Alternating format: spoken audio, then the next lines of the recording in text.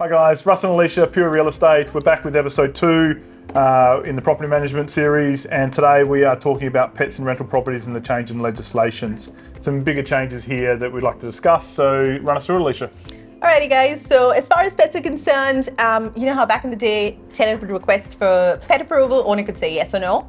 That's now changed. So an owner cannot refuse a pet unless it's for a prescribed reason. So I'll go through some of the reasons. So one of the reasons is you can refuse a pet if there's too many animals at the property, and that would depend on your council, what's allowed by council, you know, and how many animals are allowed to live at the property. If the owner feels that the premise is unsuitable to house a pet, so as you said earlier, Russell, for example, if it's just a one-bedroom, Great Dane. a Great Dane, that's probably not ideal. If it's going to affect the health and safety of the person in any way, that's probably a good enough reason as well, or if it contravenes a bylaw. Yep. So your body corporate bylaws are still going to be applicable, and your body corporate approvals are still going to have to be applicable with regards to a pet. However, body corporates also can't refuse a pet if it does fit, you know, like a lot of body corporates would have the 10 kilo stipulation. One pet under 10 kilos is pretty standard on most body corporates. That's right. But so yeah, unfortunately, you can't really say no to a pet unless it's one of these reasons.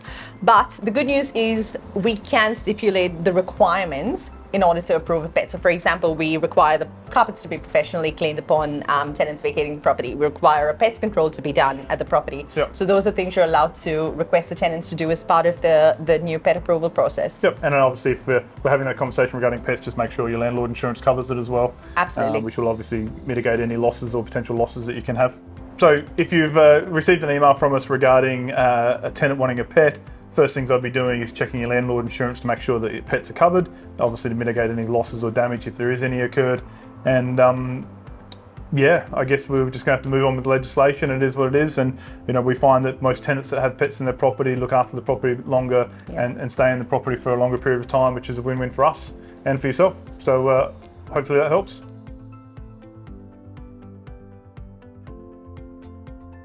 And you're thinking of getting a pet, probably flick us an email now and start that process. But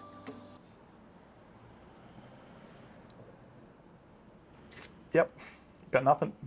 Just talking. But have a good Christmas.